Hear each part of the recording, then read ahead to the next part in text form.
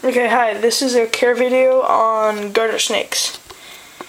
So, first off, tank size.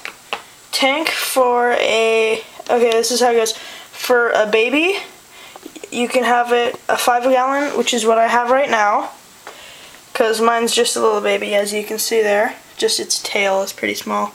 So, 5-gallon for baby. Then when it gets bigger, you can put it into a 10-gallon. And that can be good for some of them, like smaller garter snakes. But if it does end up getting bigger, you can put it into a 20-gallon. And make sure that these aren't high tanks, because as you can see, like, it's wider than it is high. Some tanks are higher than wide, like it'd be up to here or so, but only over here. So these guys are terrestrial, they like more ground space. So if you can get a wide one, a wide tank, but it's not that necessary. You can just use a plain one like this. Okay, tank says, you want to make sure you have a tight-fitting lid like I do. And you can have the little clasps that go onto here, so that the snake can't push it out. But I don't have them. I just use a book because mine is too small. When it's too small to touch the screen top to push it out of the way. So when it's bigger, I'll get the clamps.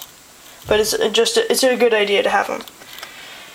Heat lamp, just use a normal generic heat lamp like I have with the little clasp thing.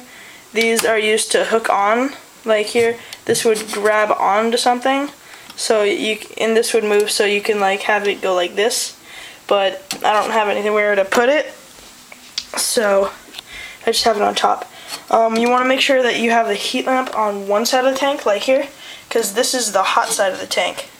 That's why I have the basking rocks there. Those two basking rocks. You need the basking rocks because snakes are only their core temperature is the temperature around them. Unlike humans like us, we create our own heat. These guys don't. So that's why you need a hot side and a cool side. Because when it goes on the hot side, it'll after a while it'll get too hot. So it can come get on the cool side. And on the cool side is where you want to have your water dish. Let's get a better angle, hold on. Your water dish. It should be big enough and deep enough for the snake to curl up in, so it can soak when it's shedding.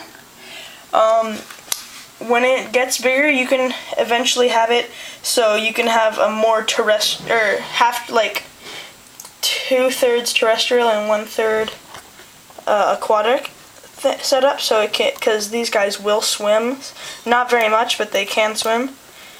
So yeah, you can do that. And for the hides, you want to have at least one hide. And if you only have one, you can put it in the middle, like I have with this big one. But yeah, I use toilet paper rolls because they're easier. That's why it can span almost the whole tank.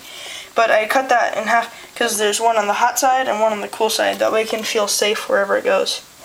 And substrate, you can use, when you go to the pet store, it usually tells you what animals you can use it for. I'm using coconut husk. It's Eco Earth loose coconut fiber substrate. This works out pretty good. Yeah, I mean, there's stuff specifically made for snakes, but you can also just use paper towel, like put a paper towel down or newspaper. So that's especially good if you have a quarantine tank. So that way you can see, like, it's white, so you can see if it has mites or anything. And then it's also more plain, and then you can tell, it'll be easier to see what's wrong if it has anything wrong with it. So let's see. Oh yeah, food. You can, for garter snakes, you can feed them anything from mealworms, like I have here, mealworms, to earthworms, to little small guppies or feeder fish, to bigger feeder fish. It just depends on what size they are.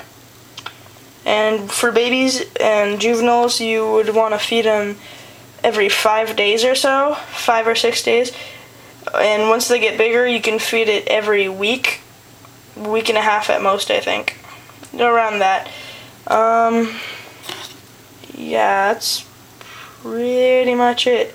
If you get it from the wild, or if you catch it from the wild, like I did, when it's a baby, or even if you get it as a baby from the pet store, you can train it to not bite you by, there's a couple ways. Handle it, you can handle it every day or every other day for 5 or 10 minutes, and just don't put it down no matter what, not even if it, like, it's, if it craps on you, because if it craps on you and you put it back in the cage, or the tank, then it'll learn that whenever it does that, it can get out of your hands, so it'll be less calm. So just keep holding it until it's calm with you, and then you can put it back, and after a while, it'll get to know you, and it'll think you're just a funny looking tree, and it won't be afraid of you. And the other way is, you should do both of these. When you feed it with little tongs like this. You should get the bigger ones that are about this long from here to here, but I just found these in the bathroom, so I nicked them, and yeah, I just kind of took them from my mom. So yeah, it's okay, she has another pair. So use the bigger ones, that way they don't associate your hand with food and you won't get bitten, or you shouldn't get bitten as often if it's a feisty snake. So yeah, that's pretty much it. If you have any questions, comment or send me a message on my YouTube channel. Yeah, I'm gonna start making more videos, so also you can comment about what other videos you want, like any questions or what other animals or anything specific. I'll do little videos like that. So, or I might do a Q&A video about certain animals. Just comment of whatever you want to see. Okay. Yeah, that's it for TV herpetology today. Yeah. Go have fun. It's a cool snake to have. Pretty easy to take care of. So yeah, bye.